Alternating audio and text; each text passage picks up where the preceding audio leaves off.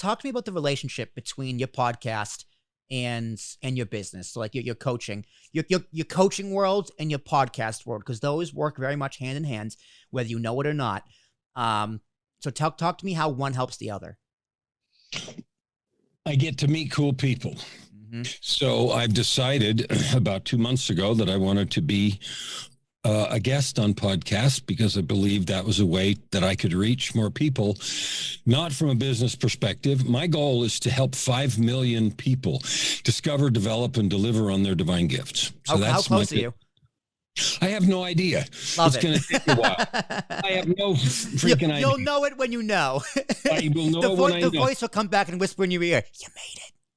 I totally get it. I have 8 books. I have 13 books now. I'm in the middle of 8 more. Wow. So I write books, I compose music, I do podcasts, I coach people, I run groups, I help people write books. And so the relationship is I was surprised. I've actually had more than one podcast host who had a desire to write a book, who've asked me about this book writing thing that I do. And 2 or 3 times a year, I run a 90-day book challenge to help them write a book.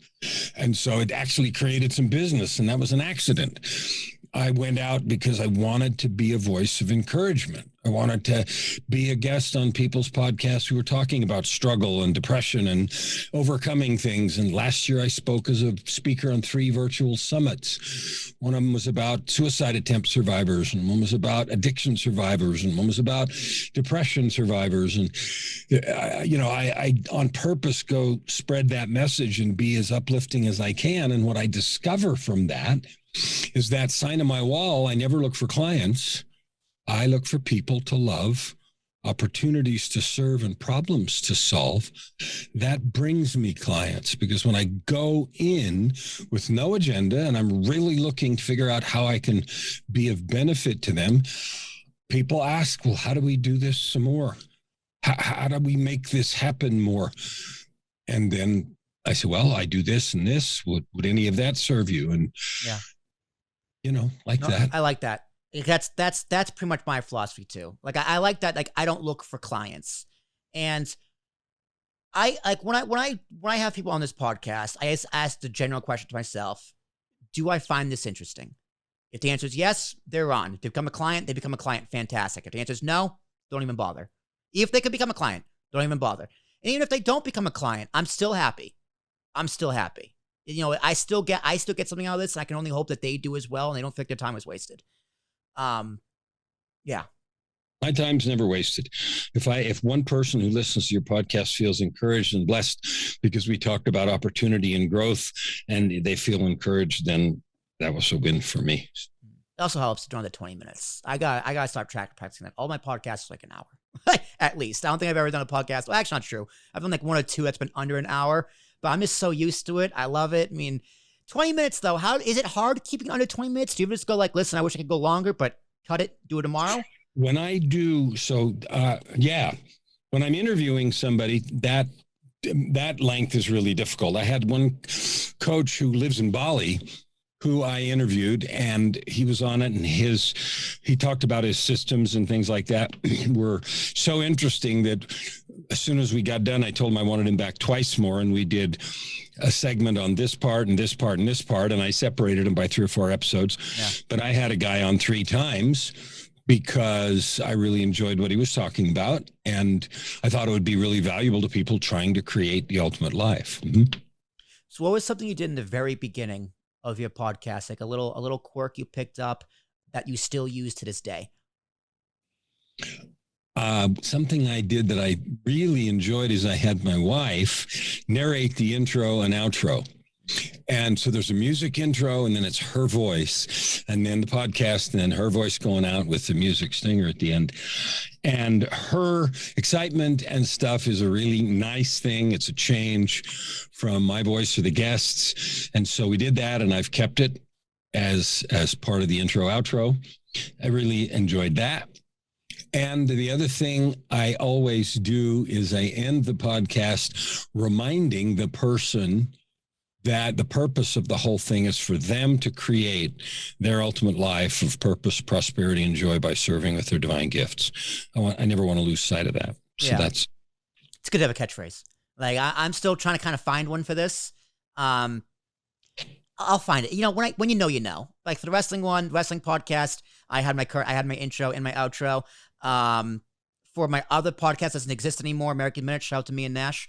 I had my intro and outro. You know, we would do our thing. So that's definitely a good one to get some kind of something that the audience is looking forward to, and they're always going to remember, and they always know is coming.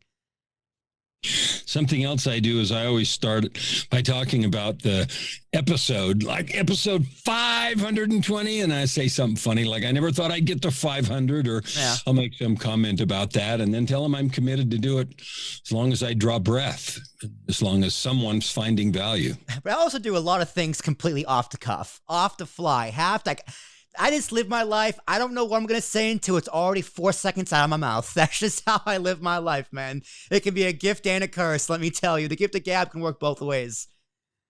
Well, I'm grateful that you're that way. I think that we are, as a people, we object to the idea that everything is so scripted and organized. Yeah. And you being willing to just tell the truth, be kind, be open, but be weird is fine. I have a client, I used to tell him, you have permission to be weird. And that was what I was trying to help him end this sort of constricted, scripted view he had of how he was supposed to be.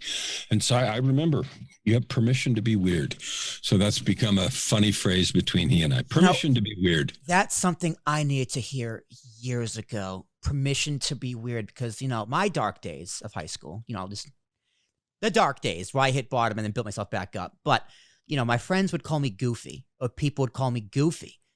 And to me, that was just like the biggest insult you could tell me. It's like, I don't want to be goofy. This isn't who I want to be. And it took a long time to realize that stop trying so hard to be what you're not and just glorify being who you are. Nowadays, I embrace the goof. I embrace the weird. My girlfriend calls me weird. I'm like, you're goddamn right I'm weird. Get used to it. Buckle up. We're going for a ride. So it's just, you know, and everyone, you need to be permission to be yourself. Is sometimes it's like, oh, people really need to hear that, which is like, it's a weird thing to say to someone, but it's like, yeah, you need permission to be weird. I really like that. That's great. Well, if you needed it, you have permission to be weird. All right, let's go. So has the podcast made you a better coach? And that's the end of the clip. Do you all find me weird? I hope so. Honestly, I hope you all find me weird, because I find me weird. I'm a weird guy. I mean, I do these outros off the top of my head every single time. Sometimes I ask for plugs, sometimes I don't. Sometimes I just kind of ramble until I hit the clock, hit 20 seconds. So that's 3, 2, 1. See you next time.